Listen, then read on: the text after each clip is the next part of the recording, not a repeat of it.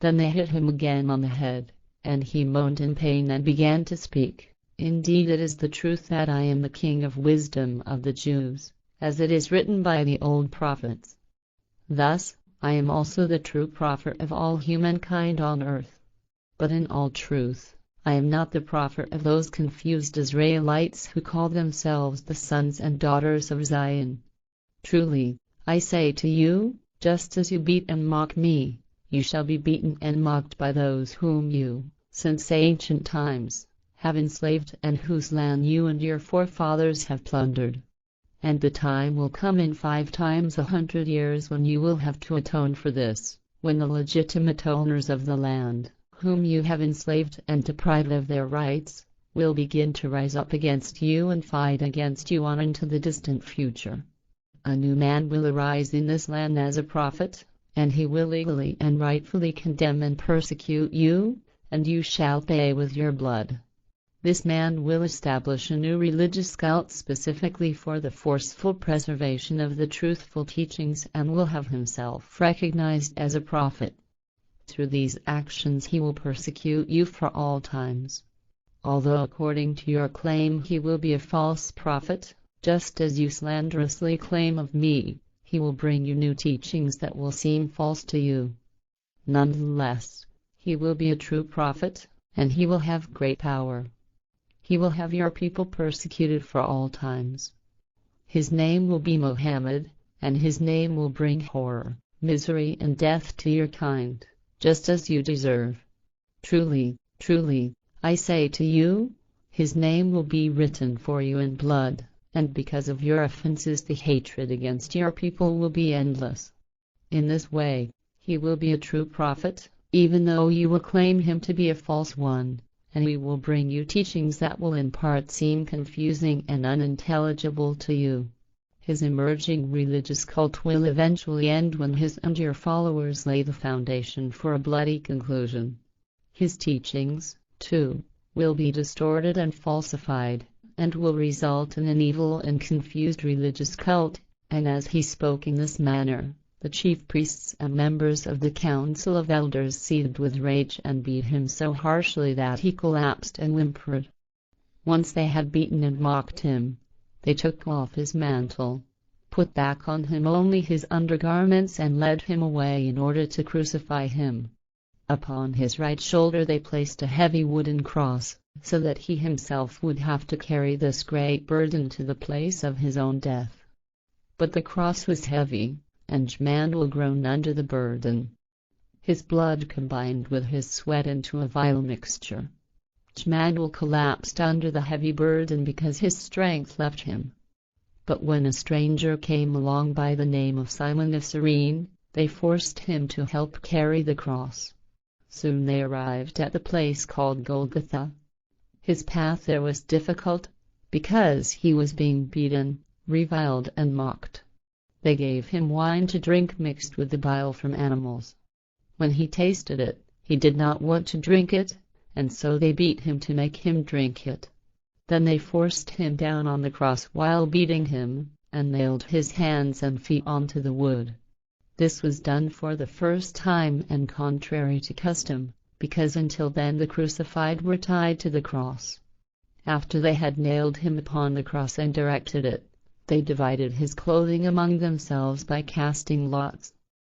And they sat around and guarded him, so that no one would come to take him from the cross.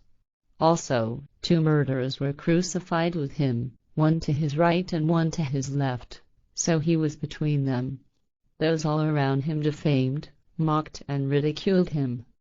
They shouted, "Since you are the king of wisdom, help yourself. And since you are the son of a celestial son and possess great power, get down from the cross."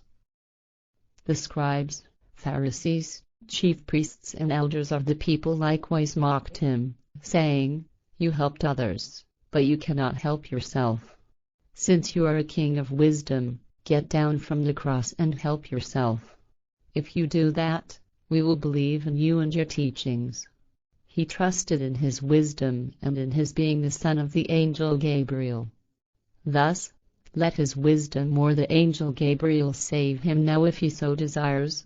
Likewise, The murderers crucified to his right and left mocked and reviled him.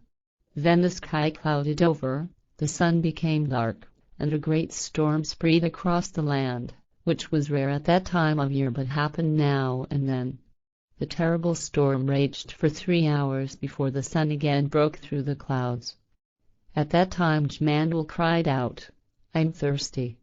Give me something to drink." And right away one of the chief priests ran, took a sponge, soaked it in vinegar and stuck it on the lance for him to drink. But when the others saw that, they scolded the man, saying, "Stop. Do not give him any more to drink. Let us see how long he can bear this." And behold, a final powerful thunderclap broke up the storm, whereupon the entire land trembled, and the ground shook. Amid the tremendous thunder, Jmmanuel again cried out, but nobody understood him, because his speech was confused. Then his head fell forward, he slipped into a state of near death, and they presumed he was dead. It came to pass that a soldier took his lance and stabbed Jmmanuel in his loin to ensure that he was dead. Blood mixed with water flowed from the wound, as is the case when a person is dead or in a near-death state. Thus the soldier thought Jmmanuel was dead, and he informed the others. They were all astonished, because it was unusual for the crucified to die so quickly. But since the soldier had told them so, they believed him and departed. Among them were also many women and others who watched from a distance, because they were followers of Jmmanuel. They had served him and followed him from Galilee. Among them were Jmmanuel's mother, Mary, and Mary Magdalene, and others. Once the people had departed, they went to him, knelt before the cross and wept bitterly because they, too, thought Jmmanuel was dead. Also among them, however, was Joseph of Arimathea, a follower of Jmmanuel. After a short while he noticed that Jmmanuel was not quite dead, but he told no one. Entombment. He quickly went into the city, to Pilate, and asked him for the body of Jmmanuel so that he could bury him. Pilate ordered that he should be given to him. And many people went with him, and they removed Jmmanuel from the cross. Joseph wrapped the body in pure linen, which he had previously coated so as to form an image of Jmmanuel. Joseph of Arimathea then carried the body of Jmmanuel all the way as far as Jerusalem and placed it outside the city into his own tomb, which he had arranged to be cut into a rock for his future burial.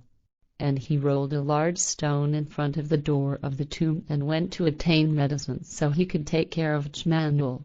The entrance of the tomb was guarded by soldiers and Jmmanuel's mother, so no one could enter and steal the body.